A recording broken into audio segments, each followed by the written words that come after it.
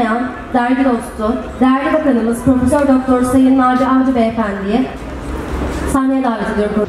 10. fuarımız hayırlara vesile olsun inşallah. Emeği geçen bütün arkadaşlara çok teşekkür ediyorum. Fuarın tertibinde emeği geçen arkadaşlarımıza çok teşekkür ediyorum. Dergici arkadaşlarımızın her birine, yönetmenlerine, yazarlarına, şairlerine, çizerlerine ellerine sağlık, emeklerine sağlık. Onlara da çok teşekkür ediyorum. Ben serginin ancak şimdi bugün yarısını gezebildim. İnşallah öteki yarısında bir başka vesileyle tekrar gelip gezmeye vesile olur. Buradan bir başka programa yetişmek zorunda olduğumuz için de ister istemez kısa konuşuyorum.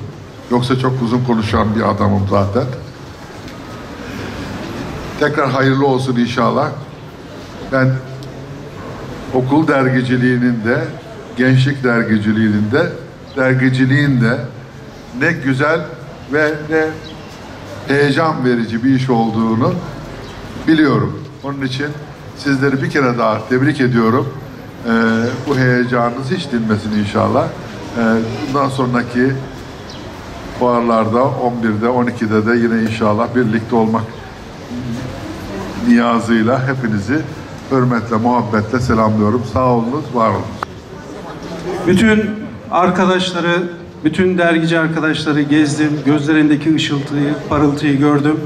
Rabbim bu heyecanımızı inşallah bizim elimizden almasın. Bir akarsuya benzetiyorum ben bu dergicilik işini. Büyük bir okyanusa doğru akan bir akarsu ve her koldan, her dağdan, her yönden akan bir akarsu. Ama bu akarsuların toplandığı yerde dinginleşen, enginleşen, uzmanlaşan dergici ağabeylerin de bu akarsuya doğru biraz akması gerektiğini düşünüyorum.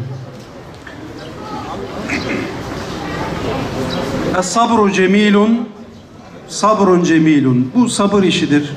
Bu iş ya çok vaktiyle Rihle dergisini çıkarmaya başladığımızda bir abi şöyle demişti.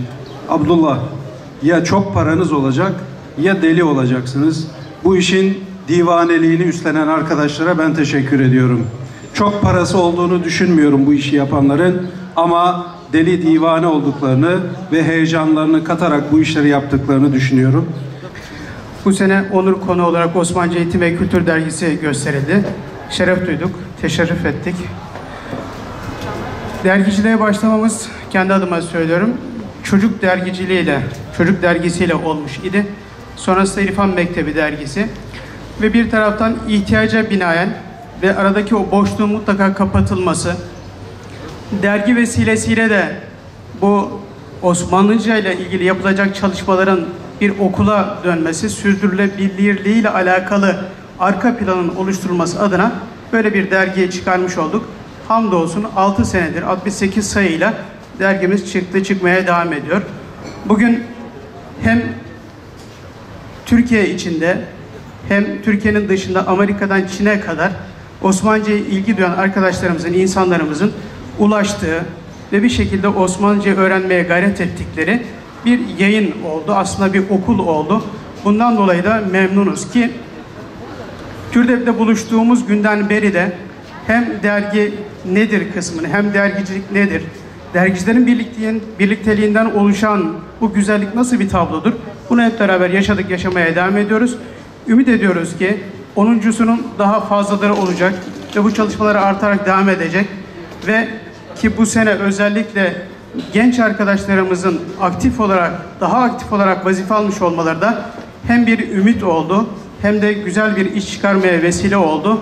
Bu fuarın yine hayırlara, güzelliklere, birlikteliğe, az önceki konuşmaların minvalinde o temennilerin yerine gelmesine vesile olması duasıyla tekrar ben dergim adına yönetime, sizlere, bütün arkadaşlara teşekkür ediyor.